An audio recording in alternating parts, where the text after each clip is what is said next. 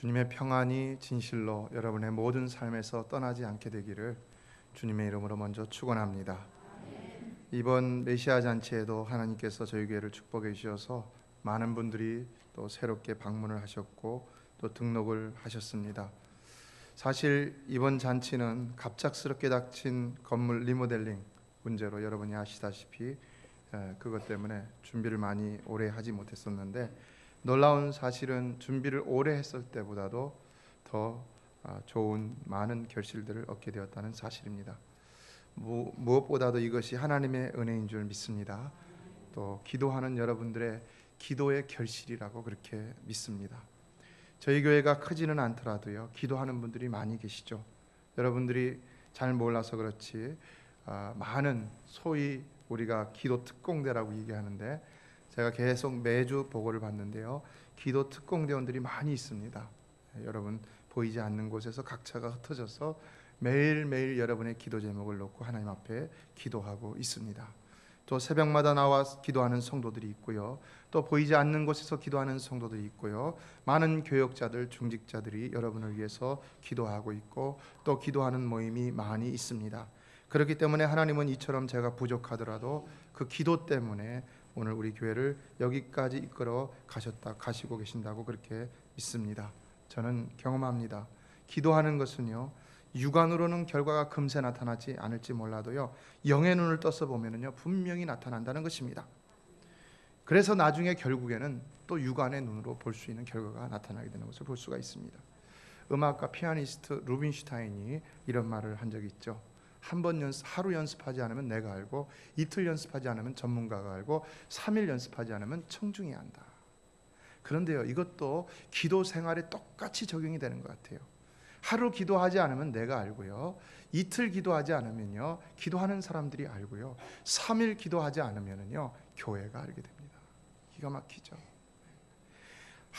기도하지 않으면 분명히 교회는 영적으로 침체해 갈 수밖에 없다는 것입니다. 그러나 기도하면은 영적으로 생기가 들고 부흥되는 역사가 일어날 수 있는 것입니다. 여러분의 삶에도 마찬가지인 것입니다. 그러므로 사랑하는 성도 여러분, 기도하기를 쉬지 않는 여러분 되시기를 주의 이름으로 축원합니다.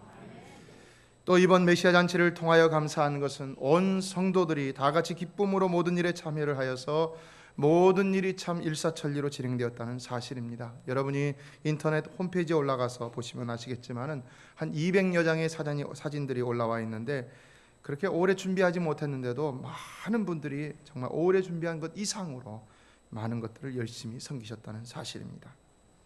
이제 겨우 4번째인데 어떻게 이리도 잘하실 수 있을까 생각해 보니까 아무래도 하나님께서 이미 준비된 분들을 이 재단에 많이 보내주셨기 때문이라는 사실, 이것을 깨달으면서 하나님께 황송한 감사를 올렸습니다. 자, 그러므로 이제는 또다시 새롭게 등록하신 많은 새가족들과 함께 더욱 화목한 교회를 이루기 위해서 서로 노력하는 시간들을 가졌으면 좋겠습니다. 그래서 10월을 화목의 달로 정했습니다. 성경에서의 화목이라는 것은 먼저 하나님과의 관계를 나타내는 말이라는 것을 지난 시간 말씀드렸습니다. 그래서 어떤 신학자가 이런 정의를 했습니다. 화목은 인간의 반역과 하나님의 용서를 의미한다. 성경에서 화목이라는 말은 자신을 반역한 인간을 용서하시는 하나님의 모습이라는 것입니다. 자, 왜 반역이라는 말을 썼을까? 죄라는 말을 쓰지 않고 왜 반역이라는 말을 썼을까? 하나님의 뜻대로 살지 않으려고 했기 때문이라는 것이죠. 하나님의 뜻대로 살지 않으려고 하는 것이 다 죄라는 것입니다. 다시 말해서 이 죄라는 것은 악한 것만 포함하는 것이 아니라 선한 것도 포함한다는 것입니다. 인간적인 기준에서 봤을 때 선한 것이라고 할지라도 하나님의 뜻대로 살지 않는 모든 것은 다 반역이고 죄라는 것입니다. 그래서 성경에서 쓰인 죄라는 단어의 헬라어의 뜻을 보면은 관역에서 벗어나다라는 이런 의미가 있는 것을 볼 수가 있습니다. 우리가 죄를 짓는 것은 바로 우리가 하나님의 뜻대로 살지 못하는 반역적인 생활이라는 것입니다. 결국 하나님과는 역적 관계가 되는 것이죠. 물과 기름의 관계가 된다는 것입니다. 결코 가까워질래야 가까워질 수 없는 관계가 된다는 것입니다. 그런데 놀랍고 감사한 것은 이런 대적 관계에 있는 우리를 하나님이 먼저 용서해 주셨다는 것입니다. 얼마나 놀랍습니까? 그러므로 로마서 5장 8절은 우리가 아직 죄인 되었을 때 그리스도께서 우리를 위하여 죽으심으로 하나님께서 우리에게 대한 자기의 사랑을 확증하셨느니라 라고 했습니다. 사실 반역한 것은 우리가 한 것이기 때문에 하나님이 먼저 우리를 용서해 주지 않으면 우리는 절대로 하나님과의 관계를 회복할 수 없는 것입니다. 생각해 보세요, 여러분. 왕에 대해서 반역을 한 자들, 왕이 먼저 용서해 줘야지 회복될 수 있는 것이, 반역자들이 아무리 용서해 달라고 용서가 될 수가 있는 것이겠습니까? 그런데 문제는 여기 있습니다. 그 반역자들 가운데는 하나님이 용서하신다고 하여도 여전히 반역의 마음을 품고 화해하려 하지 않는 사람들이 있다는 것입니다. 그냥 죽음을 원할 뿐이라는, 그냥 처벌을, 형벌을 원할 뿐이라는 것이죠. 그러니까 이런 경우 용서를 생각해 봤을 때 이 용서, 하나님의 용서는 뭐냐? 일방적인 것이라는 것이죠. 일방적인 것. 하나님의 용서, 일방적인 것. 그래서 우리가 먼저 하나님과의 관계를 회복하려고 무엇을 하지 않았어도, 그래서 우리가 아직 여전히 죄인의 상태에 있었는데도 하나님은 그런 죄인인 상태에 있는 우리를 용서하심으로 그가 먼저 우리의 죄값으로 자신의 아들 예수 그리스도를 십자가에서 제물 삼으셨다는 것입니다. 놀라운 사랑이죠. 그러므로 우리는 이런 일방적인 용서의 사랑을 받은 자들이기 때문에 우리가 무엇을 굳이 하지 않으려 해도 되는 것이고, 따라서 그냥 그 용서를 감사함으로 받으면 되는 것이고, 그러나 그럼에도 이것은 하나님의 일방적인 용서의 사랑이기 때문에 그 사랑을 받지 않으려고 하는 사람은 어쩔 수 없다는 것입니다. 그러므로 오늘날 우리는 여전히 범죄하는 중에도 여전히 하나님의 이런 사랑이 우리를 향하시고 있다는 사실을 기억해야 하는 것이고, 그래서 또한 우리는 늘 이 사랑 앞에 나아가야 하는 것입니다. 성도 여러분, 하나님은 오늘도, 지금 이 시간도 정말 여러분을 자격과 상관없이 은혜 베풀어 주실 줄로 믿습니다.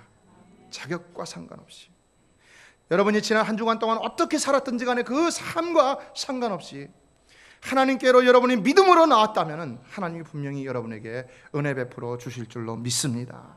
그러므로 예배가 마칠 때 여러분이 모두가 영원히 다 새롭게 되어서 이전을 나갈 수 있게 되기를 원합니다. 우리는 하나님의 은혜의 보좌 앞에 나왔다 돌아갈 때마다 항상 새로운 기회를 얻고 돌아가게 되는 것입니다. 하나님은 또다시 우리에게 용서를 베풀어 주시고 또다시 우리로 하나님의 뜻대로 살아갈 수 있는 새로운 기회를 허락하여 주신다는 것입니다. 그래서 이런 영적 삶의 사이클이 건강하게 이루어지는 사람은 늘 신앙이 건강하고 성장되게 되어 있는 것입니다. 여전히 부족함을 느끼더라도 말입니다. 영국에 유명한 웰링턴 제독이 있습니다. 이 웰링턴 제독이 한 번은 상습적인 탈영병 아시죠? 군대에서 도망치는 사람들입니다. 이 탈영병 부하에게 사형 선고를 내리기 직전이었는데, 바로 내리기 직전에 이런 말을 했다고 합니다. 나는 너를 교육도 시켜보았다. 나는 너와 상담도 해봤다. 나는 너를 처벌도 해봤다. 나는 너에게 굉장히 심각한 벌도 주어보았다. 그런데 너는 돌이키지 않았고 새로워지지 않았다. 별 수 없이 너는 죽어야 한다. 내가 너한테 최선을 다했다. 네가 정말 너를 탈영시키지 않고 네가 제대로 군대 생활하기 위해서 이런 방법도 하고 저런 방법도 해봤다. 그런데 넌 듣지 않았다. 그러니까 이제 남은 것은 죽는 것밖에 없다. 실로 이 탈영병은 죽는 것밖에는 별 수가 없는 위기에 처했던 것입니다. 그런데 바로 그때에 그 옆에 있던 그 제독의 지혜로운 부하 한 사람이 이렇게 말을 했다는 것입니다. 카카께서는 아직 이 사람에게 한 가지 시도하지 않은 것이 있습니다. 시도하지 않은 것. 자, 뭘까요? 이제 이는 군인으로서 할 수 있는 것은 다 했다고 생각했는데 과연 그것이 무엇일까? 그래서 물었습니다. 뭐냐고. 그랬더니 그 부하가 이렇게 아주 의미 있는 대답을 하더라는 것입니다. 각하께서는 이 사람을 용서해 보신 적이 없으십니다. 다른 거 다 해보셨지만 각하, 이 사람을 용서해 보신 적이 있습니까? 용서해 보신 적이 있습니까? 용서도요, 하나의 좋은 방법이 될 수 있다는 것입니다. 결국 이 웰링턴 제독은 이 사람의 말에 감명을 받고 그 지혜로운 충고를 받아들여서 그 탈영병을 무조건 한번 용서해 주어봤다고 합니다. 어떻게 됐을까요? 이상하게도 이 사람이 막 변하기 시작했다는 것입니다. 그래갖고는 이제는 탈영 안 하는 것은 기본이고 아주 충성스러운 부하가 되었다는 이야기입니다. 용서가 가져온 삶의 변화였던 것이죠. 여러분, 이 이야기를 어떻게 생각하십니까? 그러므로 우리는 날마다 주 앞에 나아가 용서하심을 받는 자들이 되어야 우리의 삶이 변화될 수 있다는 것입니다. 이사야 55장 7절에서 우리 주님은 초청하십니다. 악인은 그 길을, 불의한 자는 그 생각을 버리고 여호와께로 돌아오라. 그리하면 그가 긍휼히 여기시리라. 우리 하나님께로 나아오라. 그가 널리 용서하시리라. 하나님께로 나아가기만 하면은 하나님께서 우리에게 긍휼을 베풀어 주시고 우리에게 용서를 베풀어 주신다는 것입니다. 용서받는 일, 그렇게 어려운 일이 아니라는 것입니다. 우리가 생각하던 잘못한 생각, 우리가 행했던 잘못된 죄악된 길들, 악한 행실들을 다 그냥 내려놓고 하나님의 앞에, 하나님의 존전 앞에 나가서 하나님, 나 잘못했습니다 라고 하기만 하면 된다는 것입니다. 시편 39편 13절에서는 주는 나를 용서하사 내가 떠나 없어지기 전에 나의 건강을 회복시키소서라고 고백하고 있습니다. 이 말은 뭡니까? 하나님이 용서해 주셔야만이 내 건강이 회복될 수 있습니다 라는 기도가 아닙니까?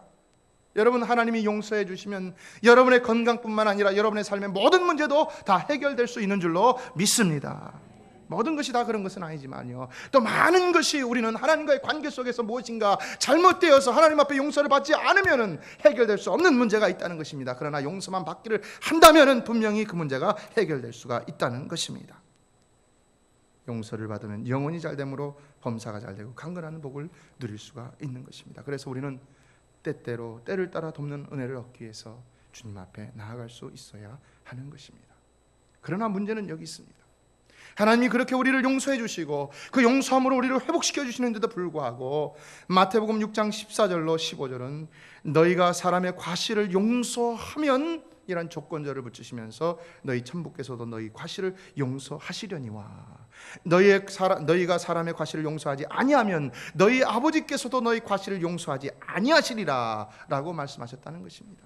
용서하면은 용서해주고 용서 안 하면 용서 안 해주시겠다는 것입니다. 무슨 말입니까? 이미 일방적으로 다 용서해 주셨는데도 불구하고 또 용서를 받을 수 있는 조건을 내세우고 있습니다. 이것을 어떻게 여러분 이해할 수가 있겠습니까? 어떻게요? 이에 대해서 우리 주님은 복음서를 통해서 아주 정확한 비유를 이렇게 말씀하셨습니다. 어느 임금이 1만 달란트 빚진 자 하나가 어느 1만 달란트 빚진 자 하나가 왕 앞에 나왔는데 보니까 그에게는 그 빚을 갚을 수 있는 것이 아무것도 없었다. 그래서 왕이 그의 아내와 자녀들과 그 가진 것을 다 팔아서 갚으라고 명령을 했더니 이 1만 달란트 빚진 자가 왕 앞에 엎드려 갖고 왕에게 자비를 구했다는 것이죠. 왕이여, 조금만 참아 주십시오. 그러면 곧 갚아드리겠습니다. 그럴 때 어떻게 했습니까? 왕이 그를 가볍게 여겨서 놓아보내줬죠. 그리고 또 빚도 탕감해 주었죠. 그러니까 이제 이 사람은 1만 달란트를 안 갚아도 되는 것이었습니다. 그런데 기가 막힌 일이 벌어졌죠. 어떻게 됐습니까? 이 사람이 그 자리에서 나가자마자 길을 가다가 자기에게 100데나리온 꾼 사람을 만났는데 어떻게 했습니까? 그 사람의 멱살을 부여잡고서는 너 내 돈 내놔! 안 내놓으면 내가 너 깜빵에다 쳐놓을 거야. 그래갖고 결국은 어떻게 했습니까? 감옥에다 쳐넣었죠. 여러분은 어떻습니까? 여기 1만